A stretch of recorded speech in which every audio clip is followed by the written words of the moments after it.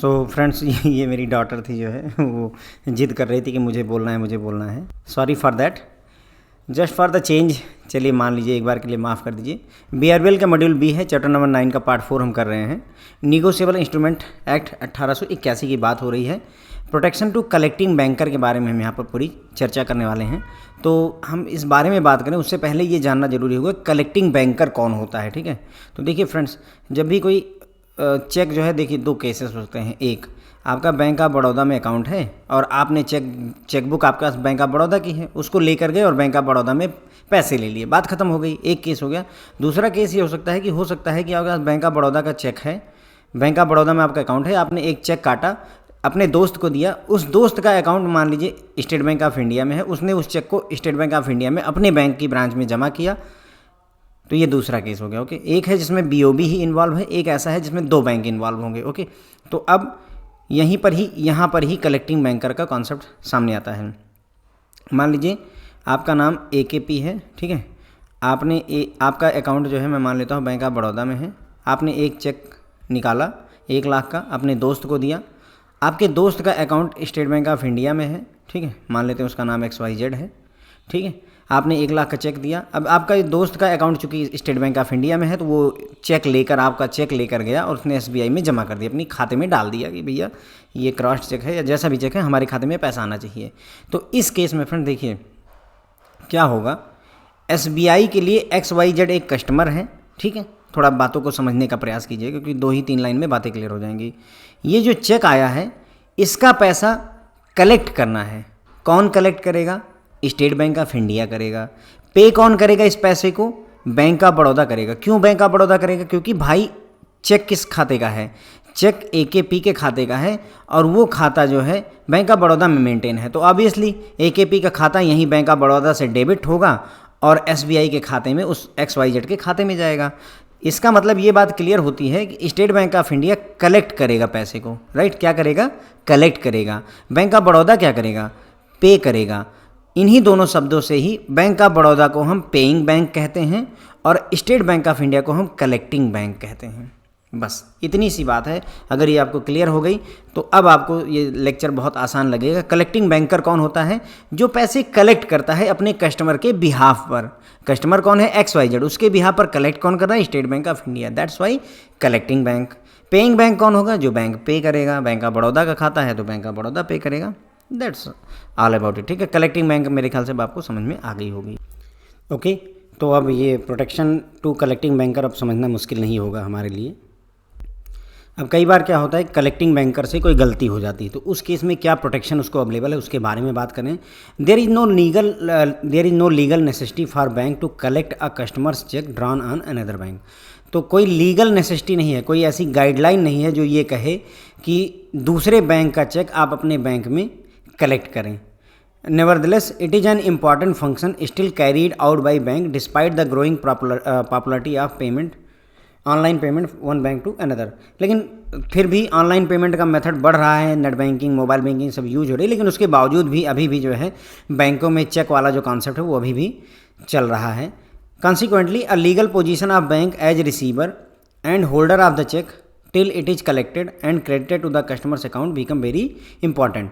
तो इसका असर क्या होता है कि जब भी बैंक जो है रिसीवर के तौर पर या होल्डर ऑफ द चेक के तौर पर रहता है, जब तक कि इसका पैसा कलेक्ट ना कर लिया जाए और कस्टमर के खाते में क्रेडिट ना कर दिया जाए, तब तक बैंक की जो कलेक्टिंग बैंक है उसकी लीगल पोजीशन जो है थोड़ा इंपॉर्टेंट हो जाती है। NI act provide statutory protection to collecting bank which we shall discuss now, ठीक है। तो नेगोशिएबल इंस्ट्रूमेंट एक्ट जो है कलेक्टिंग बैंक को संवैधानिक जो है प्रोटेक्शन प्रोवाइड करता है, जिसके बारे में हम यहाँ पर बात करेंगे। लेकिन उसके पहले 3 डेफिनेशन देखेंगे कि होल्डर कौन होता है, होल्डर इन ड्यू कोर्स कौन होता है, होल्डर फॉर वैल्यू कौन होता है। इन तीनों टर्म को क्लियर करेंगे, फिर जो है इसके बाद में हम बात करेंगे जो है कि प्रोटेक्शन कैसे अवेलेबल है। In terms of section 8 of the NI act 1881, यानी कि निगोशिएबल इंस्ट्रूमेंट एक्ट का सेक्शन 8 जो है कहता है the holder of a promissory note, bill of exchange और cheque means any person entitled in his own name to possession and to receive और recover the amount due from the parties. तो अगर हम इसमें 2 बातें समझें, देखिए बेसिक्स, ये कहानी छोड़ दीजिए, 2 बातें समझिए। पहला, एक तो आपको इंटाइटल्ड होना चाहिए कि आप उस इंस्ट्रूमेंट का पोजेसन अपने पास रख रहे हैं। इंस्ट्रूमेंट में प्रोविजनरी नोट भी हो सकता है, बिल ऑफ एक्सचेंज या चेक का पोजेसन होना चाहिए आपके पास में। दूसरा, आपको राइट होना चाहिए, यानी अधिकार होना चाहिए किस चीज़ का, पैसा रिसीव करने का, किस चीज़ का, अमाउंट रिसीव करने का। अगर ये दो चीज़ें हैं, you have the possession, you have the right to receive the money, then you are holder. बस सिंपल सा टर्म है। अब जैसे देखो, ए है, ए ने एक चेक काटा और उसको बी को दे दिया, ठीक है। अब बी के पास चेक चला गया, इसका मतलब बी के पास वो पोजेसन में भी है, और बी, चूंकि ए ने चेक काट के बी को दिया है तो इसका मतलब उसे पैसे रिसीव करने का अधिकार भी है। इसका मतलब बी यहाँ पर होल्डर हो गया। बी ने इस चेक को फर्दर जो है सी को दे दिया, सी को गिफ्ट कर दिया, यानी इंडोर्स कर दिया, आगे बढ़ा दिया, उसको दे दिया। तो क्या सी होल्डर है या नहीं, आप बताइए। यस, होल्डर है। क्यों? क्योंकि भाई देखो, सी के पास पोजेसन में है, ठीक है, और फिजिकली पोजेसन जरूरी नहीं होता है, मान लीजिए पोजेसन में है और प्लस सी जो है पैसा रिसीव करने के लिए भी इंटाइटल्ड है, तो इसका मतलब बी कैन से कि सी जो है आपका क्या है यहाँ पर फ्रेंड, होल्डर है। अच्छा, तीसरा एक और केस देखिए, ए ने चेक काट के मान लो बी को दिया था और ये चेक जो है डी ने चुरा लिया। हियर इट कम्स, डी ने इस चेक को चुरा लिया बी से, बी के लॉकर में या फिर घर में रखा हुआ, तो वो चुरा के ले गया।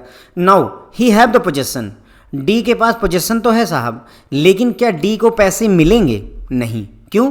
क्योंकि उसको पैसे लेने का अधिकार नहीं आया, क्योंकि बी ने दिया नहीं है, अधिकार नहीं आया। इसका मतलब हम डी को होल्डर नहीं मान सकते हैं। आई बिलीव इन 3-4 एग्जाम्पल से अब आपको क्लियर हो गया होगा कि होल्डर का क्या मतलब है।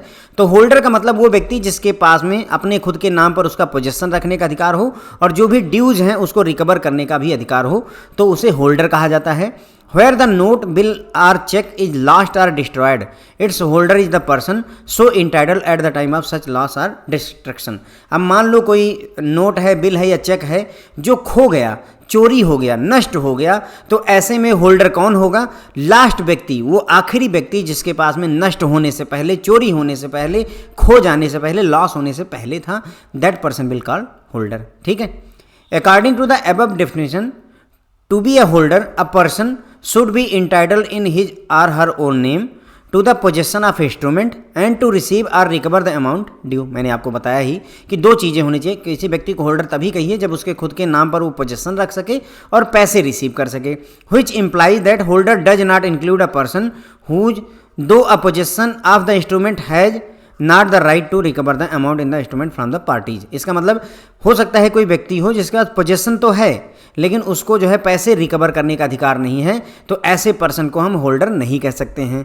दस for example, a finder of last instrument can not be called a holder. हो सकता है कि आप चेक लेकर जा रहे थे, चेक आपसे गिर गया, जो जिसने उस चेक को पाया वो होल्डर नहीं कहलाएगा। समझिए इस बात को, है ना, क्लियर हो जाती है बात। क्यों? क्योंकि भाई खोया हुआ चेक पाए हो तो तुम्हें पैसे लेने का अधिकार नहीं है, तुम्हारे पास पोजेसन तो है but you don't have the right to get the money.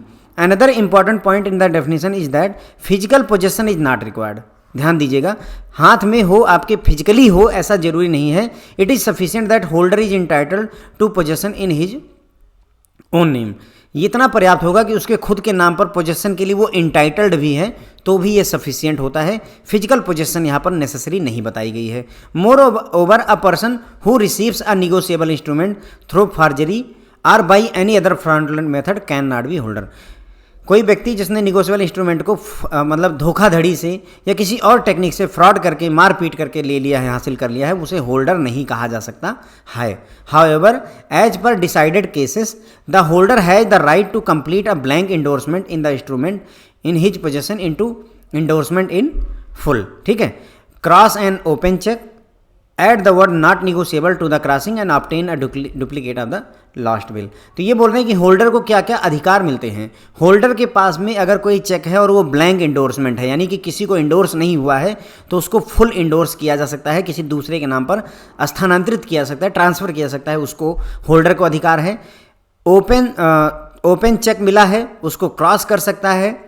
Not negotiable लिख सकता है, इसी क्रॉसिंग लाइन के बीच में नॉट निगोशिएबल भी लिख सकता है। या अगर खो गया हो, मान लो चेक नहीं है, कोई बिल है, निगोशिएबल इंस्ट्रूमेंट में बिल आता है, बिल ऑफ एक्सचेंज आता है, आपका प्रोविजनरी नोट आता है, तो मान लो बिल ऑफ एक्सचेंज खो गया है तो उसकी डुप्लीकेट भी जो है हासिल करने की, ऑब्टेन करने का अधिकार होल्डर को होता है। क्लियर हो गई मेरे ख्याल से बात। अब एक टर्म है consideration. Consideration is a legal term that describe the benefit each party receive in a contract. Consideration मतलब होता है पैसे के बदले में कुछ मिलना, मैं जो कहता हूँ आपको, लेकिन थोड़ा सा जर्नल डेफिनेशन अगर देखें तो कंसिडरेशन एक लीगल टर्म होता है जिसका मतलब होता है एक कॉन्ट्रैक्ट में दोनों पार्टियों को जो बेनिफिट मिलता है उसे कंसिडरेशन कहा जाता है। इट कैन बी एनीथिंग, कोई वैल्यू आपको मिल रही है, जैसे मनी हो सकता है, यानी कि दोनों पार्टियों को आपस में money, property, service, work performance, equipment, मैं आपको पैसे दूंगा बदले में आप मुझे सर्टन गुड्स देंगे, मैं आपको पैसे दूंगा बदले में आप मुझे सर्विसेज देंगे, मैं अपनी प्रॉपर्टी बेचूंगा आप मुझे पैसे देंगे, तो ऐसी चीज़ों को हम कंसिडरेशन का पार्ट मान सकते हैं। This is consideration. Simple term में अगर हम ध्यान रखें तो भाई पैसे के बदले में कुछ मिलना कंसिडरेशन, यानी कि किसी चीज़ के बदले में पैसे मिलना कंसिडरेशन हम कह सकते हैं। क्लियर होती है इतनी बात? ठीक है, तो एक बार इसको फिर से देख लेते हैं फिर आगे बढ़ेंगे। तो यहाँ पर मैंने आपको समझाया कि कलेक्टिंग बैंकर कौन होता है, फिर मैंने आपको बताया कि उनको प्रोटेक्शन अवेलेबल होती है। तो पहले ये कहा गया कि किसी भी बैंक के लिए दूसरे बैंक का चेक जो है रिसीव करना कोई लीगली वैलिड मतलब नेसेसरी नहीं है, लेकिन फिर भी चेक का लेन देन अभी भी चलता है, भले ही ऑनलाइन पेमेंट्स का मेथड आ गया, लेकिन फिर भी चेक अभी भी खासे मशहूर हैं। ठीक है, अब ऐसे में क्या होता है कि चेक अगर जो है होल्डर के तौर पर किसी बैंक ने चेक लिया है या रिसीवर के तौर पर लिया हुआ है, तो जब तक उसका पैसा जो है क्रेडिट नहीं हो जाता कस्टमर खाते में, तब तो उसकी लीगल पोजीशन थोड़ा सा इंपॉर्टेंट हो जाती है। एनआई एक्ट जो है कलेक्टिंग बैंक को सर्टेन जो है संवैधानिक प्रोटेक्शन देता है। उसके बाद में हमने बात की थी होल्डर कौन होता है, holder in due course, holder for value कौन होता है, उसमें मैंने आपको होल्डर समझाया था। होल्डर का मतलब निगोशिएबल इंस्ट्रूमेंट एक्ट का सेक्शन 8 बताता है, holder of promissory note, bill of exchange या जो चेक होता है उसका मतलब होता है ऐसा पर्सन जो अपने खुद के नाम पर उस इंस्ट्रूमेंट को, उस चेक को पोजीशन में रख सके और जो पार्टीज हैं उनसे जो पैसा है उसको रिसीव या रिकवर कर सके, जो भी अमाउंट ड्यू है। अगर कोई नोट या बिल या चेक जो है आपसे खो जाता है या डिस्ट्रॉय हो जाता है तो उस केस में होल्डर किसे कहेंगे? होल्डर उस व्यक्ति को कहेंगे जो खोने से पहले, डिस्ट्रक्शन से पहले जिसके पास वो था। ठीक है, उसके बाद में ऊपर की डेफिनेशन से हमें ये बात क्लियर हो जाती है कि आपका पोजीशन होना चाहिए प्लस आपको पैसे रिसीव करने के लिए, मनी रिसीव करने के लिए अधिकार भी होना चाहिए। इसका मतलब अगर किसी व्यक्ति के पास में यदि सिर्फ इंस्ट्रूमेंट का पोजीशन है लेकिन उसको पैसे लेने का, मनी रिकवर करने का अधिकार नहीं है, तो इस केस में हम उसे होल्डर नहीं मान सकते। वी कांट से कि वो होल्डर है। जैसे कोई चेक जो है खो गया है आपसे, उसको जो पाया व्यक्ति है उसको सिर्फ चेक का पोजीशन मिला है, उसको उसके पैसे रिसीव करने का अधिकार नहीं मिला है, तो ऐसे में खोए हुए चेक का जो पोजीशन होल्डर है उसको हम होल्डर नहीं कह सकते हैं। दूसरा इंपॉर्टेंट पॉइंट है कि यहाँ फिजिकल पोजीशन जरूरी नहीं कि आपके पास फिजिकली मौजूद हो, ऐसा आवश्यक नहीं है। सिर्फ आपको आपके खुद के नाम पर पोजीशन के लिए आप इंटाइटल्ड हैं, आपको अधिकार है, यही पर्याप्त होता है। ठीक है, अगर आपने निगोशिएबल इंस्ट्रूमेंट को फॉर्जरी या किसी और फ्रॉड तरीके से अपने पास रखा हुआ है, अपना लिया है, तो उस निगोशिएबल इंस्ट्रूमेंट के आप होल्डर नहीं बन जाते हैं, आप होल्डर नहीं होंगे। क्यों नहीं होंगे? क्योंकि दो चीज़ें होनी चाहिए, पोजीशन होना चाहिए प्लस मनी रिसीव करने का अधिकार होना चाहिए। अधिकार आपके पास नहीं है क्योंकि आप चोरी करके ले गए हुए हैं, डाका डाला हुआ है, जैसे भी है। जो होल्डर होता है उसके कुछ सर्टेन अधिकार होते हैं, जैसे वो ब्लैंक इंडोर्समेंट को फुल इंडोर्समेंट में बदल सकता है, एक ओपन चेक को, नॉर्मल चेक को क्रॉस चेक में बदल सकता है, निगोशिएबल जो वर्ड है उसको क्रॉसिंग के बीच में निगोशिएबल, नॉट निगोशिएबल वर्ड जोड़ सकता है। ठीक है, और अगर बिल खो जाता है तो उसका डुप्लीकेट रिसीव करने का उसे अधिकार होता है होल्डर को। ठीक है, कंसिडरेशन का मतलब होता है एक ऐसा कॉन्ट्रैक्ट जिसमें दोनों पार्टियों को कुछ ना कुछ बेनिफिट हो एक दूसरे से, जैसे आपको मनी मिल जाए, आपको प्रॉपर्टी, आपको सर्विस, वर्क परफॉर्मेंस या इक्विपमेंट, कुछ ना कुछ आपको कंसिडरेशन में मिलना चाहिए। क्यों मैंने बताया कंसिडरेशन? बिकॉज अभी हम बात करेंगे होल्डर इन ड्यू कोर्स की, वहाँ ये शब्द यूज होगा। सेक्शन 9 में बात होती है एनआई एक्ट के holder in due course. NI act के सेक्शन 8 में हमने बात की थी होल्डर की, राइट। होल्डर की बात 8 में हुई थी, होल्डर इन ड्यू कोर्स की बात सेक्शन 9 में हो रही है, उससे एक आगे बढ़े। होल्डर इन ड्यू कोर्स को डिफाइन किया गया है। यहाँ पर मेरे ख्याल से 3 चीज़ें होनी चाहिए। पहला, कंसिडरेशन के लिए होना चाहिए। दूसरा, देखिए, पहला जो इंस्ट्रूमेंट एक्वायर किया गया हो कंसिडरेशन के लिए, यानी कि दोनों पार्टियों को कुछ ना कुछ फ़ायदा होना चाहिए। इंस्ट्रूमेंट को एक्वायर मैच्योरिटी से पहले किया गया होना चाहिए। और तीसरा ये होना चाहिए कि जिस व्यक्ति से आपने जो है उसको जो इंस्ट्रूमेंट लिया है उस व्यक्ति के टाइटल में कोई जो है डाउट नहीं होना चाहिए, डिफेक्ट कोई एग्जिस्ट नहीं करना चाहिए। यानी कि जिस व्यक्ति से आप जो है चेक ले रहे हैं उसके पास में उसकी अथॉरिटी होनी चाहिए। ये 3 चीज़ें जो है अगर होती हैं तो उस व्यक्ति को हम होल्डर इन ड्यू कोर्स कहते हैं। देखिए इसी बात को यहाँ लिखा गया है, holder in due course means any person who for consideration, कोई व्यक्ति जो कंसिडरेशन के लिए become the possessor of promissory note, bill of exchange और चेक, यानी कि आप पोजेसर होना चाहिए, यानी आपके पास पोजेसन होना चाहिए, कंसिडरेशन के लिए होना चाहिए। ठीक है, before the amount mention in it become payable, before जो अमाउंट लिखी गई है वो पेएबल हो जाए उससे पहले आपके पास, यानी मेच्योरिटी से पहले, ये बात है। बिफोर का मतलब यहाँ पर मेच्योरिटी से पहले होना चाहिए। Without having sufficient cause to believe any defect exist in the title of the person from whom he drive his title, और साथ ही साथ में कोई ऐसा कारण नहीं होना चाहिए, है ना, कोई ऐसा कारण नहीं हमारे पास होना चाहिए जिससे हम ये माने कि जिस व्यक्ति से हमने ये जो है चेक लिया हुआ है उसके टाइटल में कोई डिफेक्ट है। अगर ऐसा है तो उसे होल्डर इन ड्यू कोर्स कहा जाता है। तो यही बात बताइए कि होल्डर इन ड्यू कोर्स का मतलब होना चाहिए कि पहली बात, जो इंस्ट्रूमेंट आपने लिया है कंसिडरेशन के लिए लिया है, यानी कोई कॉन्ट्रैक्ट में लेन देन होनी है, इंस्ट्रूमेंट को मेच्योरिटी से पहले एक्वायर कर लिया गया है, और ये मानना कि जिस व्यक्ति से हमने इंस्ट्रूमेंट लिया है उसके टाइटल में कोई डिफेक्ट है, ऐसा कोई डाउट हमें नहीं बनना चाहिए। इट इज़ आल्सो एसेंशियल, भाई पोजेसन होना चाहिए, है ना, ध्यान दीजिए। It is also essential that instrument should be complete and regular when holder take its possession for to be treated as holder in due course. साथ ही साथ में आपके पास पोजेसन होना चाहिए और जो इंस्ट्रूमेंट आप ले रहे हैं वो कंप्लीट होना चाहिए, आधा अधूरा जो है इंस्ट्रूमेंट आपके पास नहीं होना चाहिए। तो ऐसे व्यक्ति को होल्डर इन ड्यू कोर्स कहा जाता है, ठीक है। तो होल्डर इन ड्यू कोर्स किसे कहेंगे?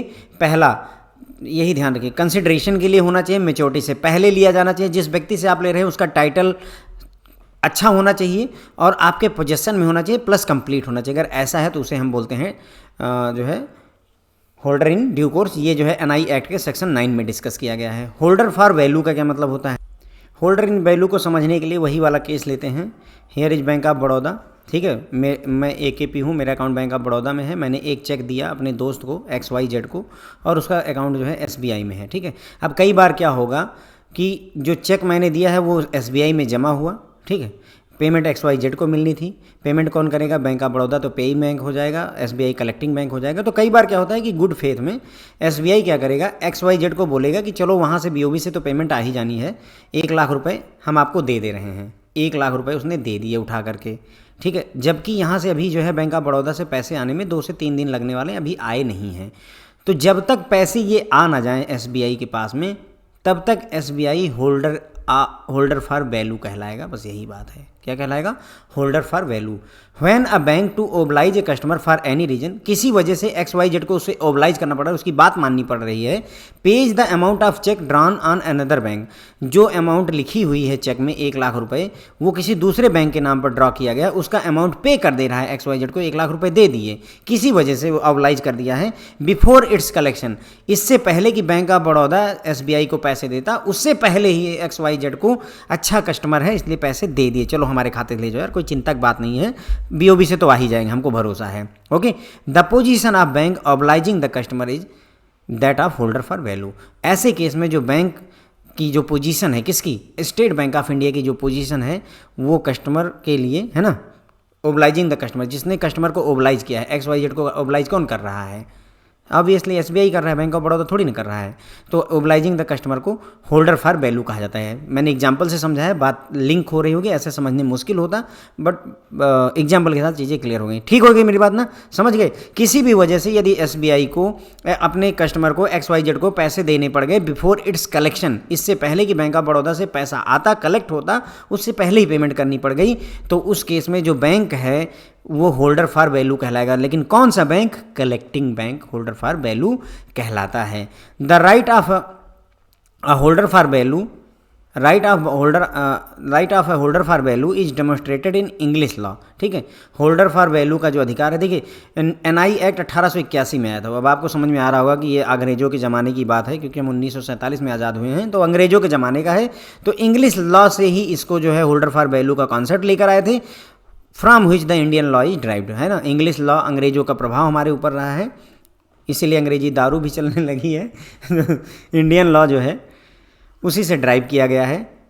The case of London Provincial versus South Western Bank Limited, ठीक है, London Provincial and South Western Bank Limited versus Buszard, where the drawer of the check stopped its payment through the notice given to the branch on which it was drawn। तो मतलब कहने का एक case इन्होंने बताया कि right holder for value के अधिकार क्या होते हैं। तो उसमें ये देखिए, London Provincial and South Western Bank Limited versus Buszard के बीच में एक केस आया, मुद्दा आया। उसमें क्या हुआ कि जो ड्रावर था जिसने चेक लिखा था उसने क्या किया, ब्रांच में जा करके बोल दिया कि इस चेक की पेमेंट नहीं करनी है। Drawer of the cheque stopped its payment through a notice given to the branch. Branch को एक नोटिस दी कि आप इस चेक की पेमेंट नहीं करेंगे, ठीक है। अब किस बैंक को दिया था भाई, जिस बैंक के नाम पर वो ड्रा हुआ था। Payee however without knowing that the cheque had been stopped. अब पेई का मतलब समझिए, मैंने आपको बताया था there are drawer, there are drawee and there is payee. Drawer वो होता है जो चेक लिखता है। यदि मेरे पास चेकबुक है, उसमें से एक चेक फाड़ा, मैंने साइन किया, मैं ड्रावर हो गया। जो बैंक मुझे पे करेगा वो ड्रावी कहलाएगा। और पेई कौन कहलाता है, जिसको पेमेंट मिलती है। तो पेई किसे कहते हैं, जिसको पेमेंट मिलनी उसे पेई कहते हैं friends, okay. Payee however without knowing that the cheque has been stop. अब पेई को नहीं पता था, उसने ब्रांच में तो नोटिस दे दिया ड्रावर ने, इस बैंक को तो बता दिया, लेकिन ड्रावी को ये बात पता नहीं थी कि, सॉरी, पेई को ये बात नहीं पता थी कि चेक को स्टॉप कर दिया गया है।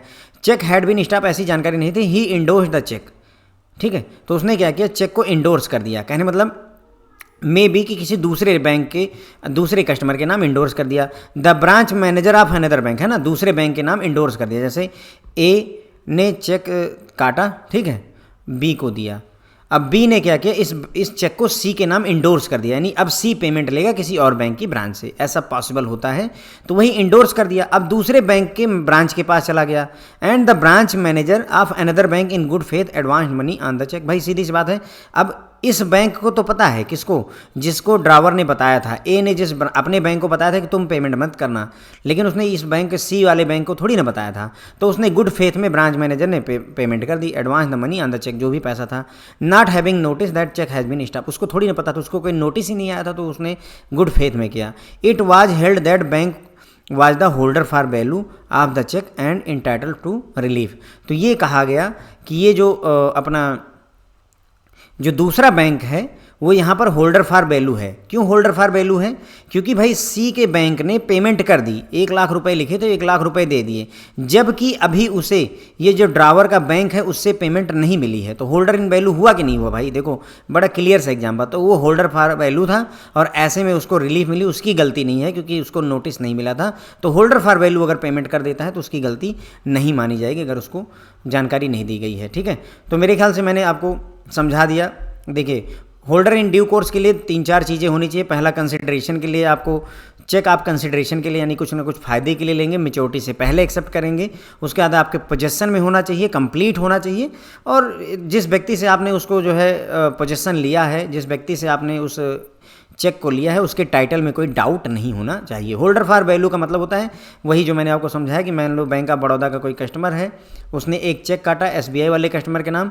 एसबीआई वाला कस्टमर XYZ एसबीआई में जाकर के बैंक में चेक जमा करता है, लेकिन एसबीआई बैंक ने क्या किया, XYZ को अभी बीओबी से पैसे नहीं आए, उसके पहले ही XYZ को 1 लाख रुपए जो भी चेक में लिखा तो पे कर दिया। क्यों, क्योंकि बैंक को भरोसा है कि XYZ जो है अच्छा कस्टमर है हमारा, और बैंक ऑफ बड़ौदा पे भी उसे भरोसा है कि वहाँ से पैसे आ जाएंगे। इस वजह से अब जब तक पैसे नहीं आए उस दौरान state bank of India holder for value हो जाता है। उसी का एक एग्जांपल इन्होंने दिया कि ऐसा केस हुआ था कि London Provincial and South Western Bank versus Buszard के केस में क्या हुआ था कि ड्रावर ने एक चेक काटा, लेकिन चेक काटने के बाद उसने जो है उसकी पेमेंट को स्टॉप करने का नोटिस सर्व कर दिया उस ब्रांच को जिसके नाम उसने काटा था। फिर लेकिन अब चूंकि पेई यानी जिसको पैसे मिलने तो उसको जानकारी नहीं थी कि पेमेंट रोकी जा चुकी, उसने क्या किया, दूसरे के नाम चेक को ट्रांसफ़र कर दिया। अब दूसरे के नाम ट्रांसफ़र कर दिया तो उस ब्रांच में नहीं गया चेक, बल्कि दूसरी ब्रांच में चला गया। दूसरी ब्रांच में गया, उसकी ब्रांच मैनेजर ने पेमेंट एडवांस मनी दे दी कि ले जाओ, कोई बात नहीं है, वहाँ से पैसे आ जाएंगे, क्योंकि उसके पास जो कोई नोटिस नहीं आया था कि पेमेंट स्टॉप हो चुकी है। तो ऐसे में ये जो बैंक है वो होल्डर फॉर वैल्यू होगा। मैंने बाकायदा एग्जाम्पल से यहाँ पर आपको डेमोन्स्ट्रेट किया हुआ है, कोई डाउट नहीं होना चाहिए, ठीक है। अब बात करते हैं protection available to collecting bank. If I am not wrong, अगर मैं गलत नहीं हूँ तो शायद पहली बार ये चीज़ें इतनी बढ़िया से समझ में आ रही होंगी, बाकी आई हूँ तो आप कहीं इंटेलिजेंट व्यक्ति हैं, no doubt, appreciation for you ना। Protection to collecting banker is available in section 131 of NI act 1881। तो सेक्शन 131 के तहत जो है कलेक्टिंग बैंकर को प्रोटेक्शन मिलती है। फ्रेंड्स, यहाँ NI एक्ट में थोड़ा सा सेक्शन वगैरह ध्यान रखिएगा, कई बार पूछ लेते हैं, ओके, कई बार पूछ लेते हैं, so you have to be careful. Section 131 के तहत कलेक्टिंग बैंकर को प्रोटेक्शन मिलती है। According to section 131, a banker who has in good faith and without negligence received payment for a customer of the cheque crossed generally or especially to himself shall not, in case the title of check proves defective, incur any liability to true owner of the check by reason only to having received such payment। तो section 131, अब ये language देख रहे होंगे आप, इसकी language देखिए, थोड़ा सा तोड़ने की कोशिश करते हैं। अ बैंकर जिसने गुड फेथ में और बिना किसी नेग्लिजेंस के रिसीव की है पेमेंट किसी कस्टमर के लिए, जो कि एक चेक था जो कि क्रैश्ड था, जनरली क्रैश्ड था या स्पेशली क्रैश्ड था, और उसकी पेमेंट जो है कस्टमर के बिहाफ पर उसने रिसीव कर ली है, ठीक है, और बाद में पता चलता है कि जो चेक है उसका जो ओनरशिप है उसमें डिफेक्ट है, ठीक है, यानी कि डिफेक्टिव होने की वजह से उसकी जो है कोई लाइबिलिटी नहीं बनेगी, केवल इस वजह से कि उसने जो है ऐसी पेमेंट रिसीव कर ली है, तो कलेक्टिंग बैंकर की जिम्मेदारी यहाँ पर नहीं बनती है। थोड़ा सा भी एक्सप्लेनेशन देखेंगे तो समझ में आएगा, परेशान ना हो। Explanation, it shall be duty of banker who receive payment based on an electronic image of the truncated check held with him to verify prima facie genuineness of the check to be truncated, and any fraud, forgery or tampering apparent on the face of instrument can be verified with due diligence and ordinary care। तो बोल रहे हैं जैसे देखिए जो collecting bank होगा उसी के पास में जो है चेक रहेगा, फिजिकल चेक रहेगा, है ना, तो फिजिकल चेक वो ट्रंकेट करके दूसरी जगह इलेक्ट्रॉनिक इमेज भेजेगा, तो इलेक्ट्रॉनिक इमेज भेजने से पहले जो कलेक्टिंग बैंक है उसकी जिम्मेदारी होगी, कलेक्टिंग बैंक की जिम्मेदारी होगी who receive payment based on the electronic image, किसको पेमेंट रिसीव होगी, कलेक्टिंग बैंक को, तो उसकी जिम्मेदारी होगी कि जो ट्रंकेटेड चेक की इलेक्ट्रॉनिक इमेज है उसके पास में वो ये देख ले कि वो जेन्युइन है या नहीं है, ठीक है, कोई फ्रॉड या फॉर्जरी या फिर टेम्परमेंट हुआ है इंस्ट्रूमेंट के साथ में, तो उसको ऑर्डिनरी मतलब जो है ड्यू डिलीजेंस के साथ में वेरीफाई करना उसकी जिम्मेदारी होती है। अब जो बात हमने ऊपर पढ़ी है थोड़ा सा और आगे बेसिस फॉर प्रोटेक्शन की बात करेंगे तो थोड़ा आपको क्रॉस चेक वगैरह का समझ में आएगा। फॉर क्रॉस चेक ओनली के लिए मतलब for cross cheque only available होता है ये। Statutory provision available to collecting bank is for cross cheque only but is not available for cheque where drawer signature are forge even if cross collection on behalf of customer. तो बोल रहे हैं कि statutory protection जो है केवल cross check के लिए जो है कलेक्टिंग बैंक को अवेलेबल होती है, लेकिन अगर मान लो जो क्रॉस चेक है उसमें जो ड्रावर के सिग्नेचर हैं उस कस्टमर के जिसने चेक लिखा है उसके सिग्नेचर को फॉर्ज किया गया है, किसी ने जाली साइन कर लिए हैं, तो उस केस में प्रोटेक्शन कलेक्टिंग बैंक को नहीं अवेलेबल होती है। The protection can only be claimed from for those cheque where bank collects them on behalf of customer agent and not where collection as holder for value. ध्यान दीजिए, थोड़ा सा ये notice करने वाला पॉइंट है कि प्रोटेक्शन केवल उन्हीं केसेस में मिलेगी जहां पर बैंक ने कलेक्टिंग बैंक ने एजेंट के तौर पर काम किया है कस्टमर के, ना कि होल्डर फॉर वैल्यू के लिए। अब ये क्या कहानी है, देखो होल्डर फॉर वैल्यू का मैंने कॉन्सेप्ट समझाया था, एजेंट का क्या मतलब होता है, एजेंट का मतलब ये है, देखो अगेन वही एग्जांपल लेते हैं, here is bank of Baroda, okay, here is state bank of India, यहाँ पर आपका कस्टमर XYZ हो गया, यहाँ पर इसका कस्टमर AKP हो गया, ओके। अब क्या हुआ, इसने इसको चेक दिया, चेक इसने SBI में लगाया, SBI ने अगर पेमेंट तुरंत दे दी जबकि BOB से नहीं आया है तो उस केस में SBI होल्डर फॉर वैल्यू हो जाएगा। लेकिन यदि जो है पहले SBI कह दे कि साहब हम पेमेंट आपको नहीं करेंगे, पहले बैंक ऑफ बड़ौदा से पेमेंट आएगी और तब मैं आपको पेमेंट करूँगा, इसका मतलब बैंक ने एजेंट का काम कर दिया, साहब हमारा काम सिर्फ एजेंटी का है, हम चेक यहाँ से भेजेंगे, बैंक ऑफ बड़ौदा जाएगा, वहाँ प्रोसेस होगा, पैसे आएंगे, फिर दूंगा। अगर ऐसी भावना के साथ काम किया तो बैंक ने एजेंट के तौर पर काम किया है, और इसी केस में ही सेक्शन 131 आपको जो है प्रोटेक्शन देगा। अगर आप जो है चौधरी बन करके 1 लाख रुपए पहले ही दे दिए और जो है पता चला चेक में कुछ प्रॉब्लम है, समझिए जो चेक यहाँ जमा हुआ उस चेक में कुछ प्रॉब्लम है, बैंक ऑफ बड़ौदा डिनाई कर गया, आप 1 लाख XYZ को दे चुके हैं, सेक्शन 131 आपको बचाने नहीं आएगा, 1 लाख रुपए आपके माथे पर आएगा, आपके सर पर आएगा। क्लियर होती है बात, okay. Similarly if a cheque is collected on behalf of a person who is not a customer of bank, protection is not available. अगर कोई चेक आपने ऐसे व्यक्ति का कलेक्ट किया है, अब जैसे यहाँ मैंने बताया कि स्टेट बैंक ऑफ इंडिया में एक XYZ SBI का कस्टमर था, अब मान लो यहाँ LMN एक कस्टमर आता है SBI के पास में, लेकिन LMN SBI बैंक का कस्टमर नहीं है और आपने उसका चेक ले लिया और उसके बाद में BOB के पास भेजा और BOB ने पैसे नहीं दिए, तो भाई SBI की जिम्मेदारी होगी, सेक्शन 131 आपको यहाँ बचाने नहीं आएगा। तो वही बोल रहे हैं कि अगर चेक ऐसा कलेक्ट किया ऐसे व्यक्ति से जो आपका कस्टमर नहीं है, बैंक का कस्टमर नहीं है, तो उसको सेक्शन 131 के तहत जो है प्रोटेक्शन नहीं मिलेगी। Moreover all the KYC guideline should have been complied while opening the account on merit protection. ध्यान रखिए कि खाता खोलने से पहले सभी KYC गाइडलाइन को ध्यान रखने की जरूरत होती है, वरना फिर प्रोटेक्शन नहीं मिलता है। Collection to be done in good faith without negligence. जो कलेक्शन करिए वो गुड फेथ में करिए और बिना नेग्लिजेंस के कलेक्टिंग बैंकर द्वारा किया जाना चाहिए। Protection is further only available if collection is done in good faith without negligence. तो कलेक्टिंग बैंकर को प्रोटेक्शन तभी अवेलेबल है जब कलेक्शन, यानी कि चेक आपने कलेक्ट किया है, वहाँ से पैसे लेने हैं, आपने गुड फेथ में चेक कलेक्ट किया और कोई गलती नहीं की, कोई नेग्लिजेंस नहीं किया, चेक में कोई गड़बड़ नहीं दिखी। एग्जाम्पल के लिए Canara bank versus Govind Ram Rajendra Kumar case में Delhi high court held that it is duty of collecting bank to act without negligence. तो इस केस में दिल्ली हाई कोर्ट ने कहा कि ये कलेक्टिंग बैंक की जिम्मेदारी होगी कि बिना किसी नेग्लिजेंस के काम करे, हर चीज़ को बहुत ध्यान से देखे। It also held that where the endorsement on draft was fictitious the collecting bank failed to check it could not be protected under the provision of section 131 specially since the collecting bank has confirm the endorsement.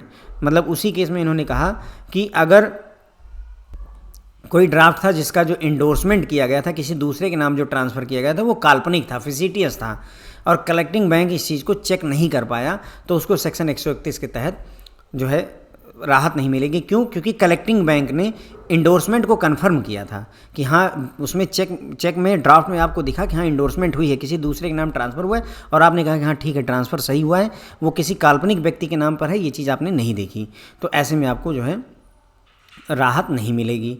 Verification of apparent genuineness, आपको genuineness check करनी पड़ेगी, verify करना पड़ेगा। A collecting banker who seeks to receive payment on behalf of a customer based on electronic image of the truncated check should have verified the apparent genuineness of the check in his possession with due diligence and ordinary care to ensure prima facie genuineness of the instrument। तो collecting banker जिसके पास में check जमा किया गया और वो customer के behalf पर पेमेंट रिसीव करेगा, कौन? बैंक, कलेक्टिंग बैंक, फिर अपने कस्टमर के खाते में डालेगा, तो उसने ट्रंकेट किया होगा चेक को, उसकी इलेक्ट्रॉनिक इमेज को भेजा होगा, तो उसको ज़रूरी है कि ड्यू डिलीजेंस के साथ में वो ये चेक कर ले कि जो इंस्ट्रूमेंट, जो चेक उसके पास जमा हुआ है वो सही है या नहीं है। In the case standard chartered bank versus West Bank plaintiff, यहाँ एक जो है केस आया, स्टैंडर्ड चार्टर्ड बैंक और वर्सेस वेस्ट बैंक में क्या हुआ? प्लेंटिफ मतलब वादी होता है जिसने मुकदमा दायर किया है। पेड अ चेक ऑफ 4,15,650 4,15,650 का एक चेक जो है ड्रॉन बाई मिसेज MS यानी Messrs Gabriel India Limited customer to plaintiff, यानी कि जो वादी था, जो बैंक जिसने केस दायर किया था, उसका कस्टमर था कौन? मेमर्स गैब्रियल इंडिया लिमिटेड, ठीक है, in favour of Ajay Sharma. इन्होंने एक जो है 4,15,000 का चेक गैब्रियल ने अजय शर्मा के नाम काटा। अजय शर्मा कौन है? डिफेंडेंट, यानी जो दूसरा बैंक है उसका कस्टमर है। ओके, यानी एक जिसने मुकदमा किया है उसका कस्टमर कौन है? गैब्रियल, और जिसके ऊपर मुकदमा हुआ है उसका कस्टमर कौन है? Ajay Sharma. The image of cheque having been received for collection through CTS clearing system and the amount was paid out to of the account of Messrs Gabriel India Limited in normal course of the business. तो यहाँ क्या हुआ कि check की image जो है वही truncated system के थ्रू CTS है ना, चेक ट्रंकेशन सिस्टम के क्लियरिंग सिस्टम के थ्रू चेक कलेक्ट हुआ था, और उसके बाद में चेक सही पाया गया नॉर्मल कोर्स ऑफ बिजनेस में, और पैसे गैब्रियल इंडिया लिमिटेड के खाते से काटे गए और अजय शर्मा के खाते में डिपॉजिट कर दिए गए। It later transpired that cheque was fraud. बाद में पता चला कि जो चेक था वो जाली था, नकली था, सिग्नेचर जाली था, कुछ गड़बड़ थी। साइमल्टेनियसली एज पर प्लेंटिफ, साथ ही साथ में वादी यानी जिसने मुकदमा दायर किया था उस बैंक ने कहा, Ajay Sharma had also presented 3 more forge instrument drawn on the same customer. Ajay मतलब जो है वादी बैंक ने कहा कि अजय शर्मा ने इसके पहले 3 और जो है फॉर्ज नकली चेक जो है सेम कस्टमर के नाम पर जमा किए हुए 3 अलग अलग बैंकों में कलेक्शन करने के लिए CTS सिस्टम के थ्रू, यानी पैसा इकट्ठा करने के लिए। तो वादी बैंक ने यानी प्लेंटिफ बैंक ने कहा कंटेंडेड कि अजय शर्मा जो है वो डूबियस बैकग्राउंड का व्यक्ति लगता है, यानी कि जो है फ्रॉडिया टाइप का आदमी अपने को लगता है। Who has opened the account with the defendant, जिसने डिफेंडेंट बैंक के साथ में अकाउंट खोला है और जो है फॉर्ज चेक प्रेजेंट किए हैं, फॉर्ज एंड फैब्रिकेटेड चेक जो है प्रेजेंट किए हैं फ्रॉडलेंट बैंक डिफेंडेंट बैंक के साथ, has which defendant has unfortunately fail to detect through physical verification as required under CTS clearing system rule and section 131। तो कहने मतलब ये हुआ, इसने कहा कि जो वादी बैंक था जिसने मुकदमा किया था, उसने कहा कि अजय शर्मा जो है धोखेबाज और फ्रॉड टाइप का व्यक्ति है, और उसने डिफेंडेंट बैंक में खाता ही इसीलिए खुलवाया था ताकि वो फॉर्ज और फैब्रिकेटेड चेक को जमा करके पैसे ले सके। अब यहाँ डिफेंडेंट बैंक की कहीं ना कहीं जिम्मेदारी होती है कि वो जो है चेक करता कि हाँ जो चेक उसके पास आए हुए हैं वो सही हैं या नहीं है। तो फिजिकल वेरिफिकेशन में डिफेंडेंट बैंक कहीं ना कहीं फेल हो गया है सेक्शन 131 के तहत, और CTS क्लियरिंग सिस्टम रूल्स के तहत भी उसे चेक करना चाहिए था। किसको? डिफेंडेंट बैंक को, जिसने पैसे दे दिए हैं उनको। It further argued that defendant has also failed to installed adequate safeguard mechanism to ensure that person with proper credential open account. साथ ही साथ डिफेंडेंट मतलब उसने जिस बैंक ने मुकदमा किया था उसने ये कहा कि दूसरे बैंक ने प्रॉपर तरीके की मैकेनिज्म अपने बैंक में नहीं अपनाई है कि जिससे जिनका खाता खोला जाए वो व्यक्ति प्रॉपर क्रेडेंशियल यानी अच्छे व्यक्ति का खाता खोला जाए, इसके लिए इन्होंने कोई मैकेनिज्म नहीं सेट की है, कोई भी आकर के खाता खुलवा ले रहा है। The fraud could have been detected if KYC guideline would have been seriously taken by defendant. तो फ्रॉड डिटेक्ट हो सकता था अगर KYC गाइडलाइन को सीरियसली इन्होंने लिया होता, ठीक है। हाउएवर अब देखिए आगे बढ़े तो क्या हुआ। However court held the defendant not liable, लेकिन कोर्ट ने कहा कि यहाँ डिफेंडेंट लायबल नहीं है। अब देखिए, since the image was not actually forged और fabricated, the plaintiff was responsible for making the payment of the instrument after verifying the signature and was negligent since the cheque book containing the cheque was never issued to its customer but still paid. Plaintiff failed to observe minimum precaution to save its own interest. तो यहाँ पर court ने कहा कि देखो defendant bank की जिम्मेदारी नहीं है। देखो जो इमेज डिफेंडेंट बैंक के पास गई थी, चेक ओरिजिनल तुम्हारे पास था, तुमने इसको भेजा डिफेंडेंट बैंक के पास, जो इमेज वहाँ पर आई ना तो वो फैब्रिकेटेड थी और ना फॉर्ज्ड थी, तो ऐसे में उसने गुड फेथ में पेमेंट की है, सही किया है डिफेंडेंट बैंक ने। द प्लेंटिफ यानी जिसने मुकदमा किया है उसकी जिम्मेदारी थी कि वो इंश्योर करे कि जो इंस्ट्रूमेंट है उसमें सिग्नेचर सही हैं या नहीं है। इवन इनकी नेग्लिजेंस इतनी थी कि जो cheque book containing the cheque was never issued to its customer. आप जो चेक जो है आपने स्कैन करके वहाँ भेजा है, ठीक है, वो चेक कभी चेकबुक में इशू, वैसी चेकबुक कभी इशू ही नहीं हुई थी। तो ऐसे में वादी जो था वो फेल कर गया था मिनिमम जो है प्रिकॉशन लेने के लिए। Moreover the rules and instruction of the bank had been followed while opening an account in the defendant bank. साथ ही साथ में कोर्ट ने ये कहा कि भाई उन्होंने जो रूल्स रेगुलेशन थे खाता खोलने के लिए उसको जो है उन्होंने फॉलो किया था। The defendant bank had its own policy and practice of KYC norms and this had been brought to the notice of the court during the course of argument and the court has satisfied that they have been followed। Defendant bank ने कहा कि sir KYC की guideline को हमने follow किया था, आधार card pan card ये सब चीज़ें ले ली। अब कोई व्यक्ति फ्रॉडिया है, अब अब्दुल करीम तेलगी निकल जाएगा या हर्षद मेहता निकल जाएगा, विजय माल्या निकल जाएगा, मुझे थोड़ी ना पता है। हम तो भैया KYC आधार कार्ड पैन कार्ड ये सारी चीज़ें लेकर हमने किया। तो कोर्ट ने कहा कि नहीं ठीक है, तुमने जो है KYC गाइडलाइन फॉलो करी तो तुम बिल्कुल गलत नहीं हो। ये जो जिसने जो है केस किया है यही गलत है आदमी। ओके, तो ये हुई फ्रेंड्स जो है बातें protection available to collecting bank the law. तो यहाँ पर हमने देखा कि कलेक्टिंग बैंकर को सेक्शन 131 के तहत NI एक्ट के सेक्शन 131 के तहत जो है प्रोटेक्शन मिलती है। सेक्शन 131 क्या कहता है कि अगर बैंकर ने गुड फेथ में और बिना नेग्लिजेंस के अपने कस्टमर के बिहाफ पर कोई पेमेंट रिसीव कर ली है और बाद में वो चेक जो है डिफेक्टिव निकल जाता है, तो ऐसे में जो बैंक है उसकी जिम्मेदारी नहीं बनती है, उसकी जिम्मेदारी नहीं बनेगी। अब इसमें इन्होंने कहा कि अगर ट्रंकेटेड चेक जो है आपके पास आ रहा है, उसकी इलेक्ट्रॉनिक इमेज, ट्रंकेटेड चेक की इलेक्ट्रॉनिक इमेज अगर आपके पास आ रही है तो ये बैंकर की ड्यूटी होगी, ठीक है, कि वो इंश्योर करे कि जो चेक उसके पास में आया हुआ है उसकी ट्रंकेटेड इमेज भेजने से पहले उसमें अगर कोई फ्रॉड, फॉर्जरी या टेम्परिंग अगर आपको लग रही है तो उसको आपको ड्यू डिलीजेंस के साथ वेरीफाई करना चाहिए। पहली बात, बेसिस ऑफ प्रोटेक्शन की बात करें तो कलेक्टिंग बैंकर को सिर्फ क्रॉस्ड चेक के केस में ही प्रोटेक्शन मिलती है, नॉर्मल चेक में नहीं मिलती। ध्यान दीजिएगा, स्टैट्यूटरी प्रोटेक्शन जो है कलेक्टिंग बैंक को केवल क्रॉस्ड चेक में ही मिलती है, और उस क्रॉस्ड चेक में भी यदि जो है जिसने सिग्नेचर किए हैं ड्रावर ने, उसके सिग्नेचर की जो है जाली सिग्नेचर बनाए गए हैं, तो भी आपको प्रोटेक्शन नहीं मिलेगी। पहली बात जो है क्रॉस चेक में आपको प्रोटेक्शन मिलेगी किसको, कलेक्टिंग बैंक को। दूसरी बात, अगर जो कस्टमर है उसके चेक फॉर्ज कर दिए गए हैं, ड्रावर के चेक अगर जो है फॉर्ज कर दिए गए हैं, जाली बना दिए गए, तो भी आपको प्रोटेक्शन नहीं मिलेगी, ठीक है। उसके बाद में अगर आपने एज ए एजेंट जो है पैसे कलेक्ट किए हैं, यानी क्रॉस चेक होना चाहिए, प्लस एजेंट के तौर पर काम करिए, होल्डर फॉर वैल्यू के तौर पर काम मत करिए। एजेंट के तौर पर तब काम करेंगे जब पैसा दूसरे बैंक से आएगा तभी तुमको दूंगा, उसके पहले नहीं दूंगा, you are an agent. Holder for value का है कि तुमने चेक दिया, तुरंत पेमेंट ले ली, वहाँ से पैसा आता रहेगा, तो आप होल्डर फॉर वैल्यू रहेंगे तो आपको प्रोटेक्शन नहीं मिलेगी। आप एजेंट रहेंगे तब कलेक्टिंग बैंक को प्रोटेक्शन मिलती है, ठीक है। अगर जो है आपने चेक कलेक्ट किया है लेकिन वो जो चेक आपने कलेक्ट किया है वो व्यक्ति आपके बैंक का कस्टमर नहीं है, तो सेक्शन 131 आपको जो है प्रोटेक्शन नहीं देता है। केवाईसी की सारी गाइडलाइंस हमें फॉलो करनी चाहिए खाता खोलने के पहले या खोलते समय। जो आप कलेक्शन करिए गुड फेथ और विदाउट नेग्लिजेंस करिए, तभी आपको प्रोटेक्शन मिलेगी। Example, Canara bank versus Govind Ram Rajendra Kumar case में दिल्ली हाई कोर्ट ने कहा कि आप कलेक्टिंग बैंकर की ड्यूटी होती है कि वो विदाउट नेग्लिजेंस अपनी ड्यूटी को निभाए, ठीक है। फिर इन्होंने एक और बात कही कि अगर कोई ड्राफ्ट है उसका इंडोर्समेंट किया गया है लेकिन इंडोर्समेंट फिटिशियस है, यानी काल्पनिक इंडोर्समेंट किया हुआ है और कलेक्टिंग बैंक इस चीज़ को चेक नहीं कर पाता है, तो सेक्शन 131 उसे प्रोटेक्शन नहीं देगा।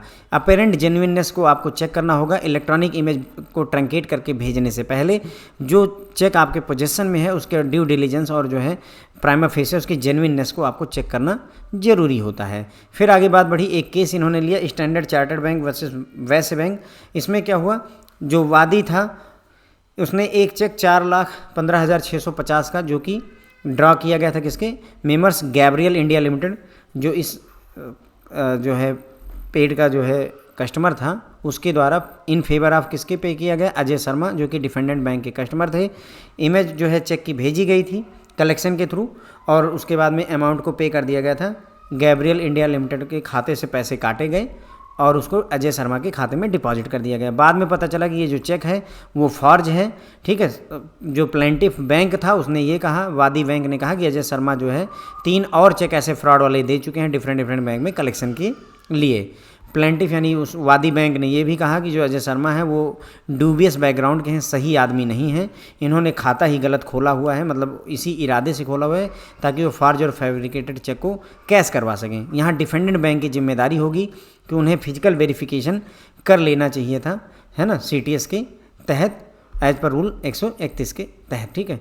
फर्दर उन्होंने कहा कि डिफेंडेंट ने जो है अपने बैंक में कोई KYC का प्रॉपर गाइडलाइन नहीं लगाई है जिससे कि सिर्फ अच्छे लोगों का खाता खुले, ठीक है। अगर उन्होंने KYC गाइडलाइन को अच्छे से सीरियसली फॉलो किया होता तो इस फ्रॉड को रोका जा सकता था। कोर्ट ने कहा कि हाँ डिफेंडेंट बैंक की बिल्कुल जिम्मेदारी नहीं है क्योंकि जो इमेज डिफेंडेंट बैंक के पास आई थी ना तो वो फॉर्ज थी ना फैब्रिकेटेड थी, जितनी जैसी ओरिजिनल थी वैसी ही हमारे पास आई हैं। तो ऐसे में वादी बैंक की जिम्मेदारी होती कि जो चेक उसके पास आया है उसका सिग्नेचर वगैरह ये सारी वेरीफाई करने की जिम्मेदारी वादी बैंक की होती है, कस्टमर की डिफेंडेंट बैंक की नहीं होती है। तो ऐसे में जो है प्लेंटिफ की जिम्मेदारी थी कि वो अपने इंटरेस्ट को बचाने के लिए कम से कम इतना करता, ठीक है। उसके बाद में अगली बात इन्होंने कही कि जो चेकबुक में जो चेक इशू हुआ है वैसी चेकबुक भी कभी भी जो है इशू नहीं की गई कस्टमर को और चेक जो है यूज कर लिया गया है, ठीक है।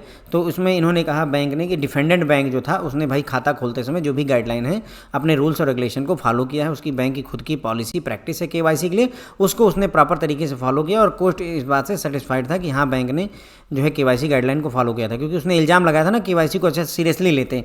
अब किसी के इरादे आप नहीं जान सकते हैं, ओके। आप KYC में आधार कार्ड, पैन कार्ड, ये सारी चीज़ें देख सकते हैं, किसी के इरादे नहीं देख सकते हैं, ठीक है फ्रेंड। तो बस यहीं पर ही ये लेक्चर ख़त्म होता है। आई थिंक हमने जो है निगोशिएबल इंस्ट्रूमेंट के बारे में काफ़ी सारी चीज़ें पढ़ ली। ये चारों लेक्चर जरूर देख के जाइएगा क्योंकि क्वेश्चन आपको 100% मिलेंगे। Thank you so much.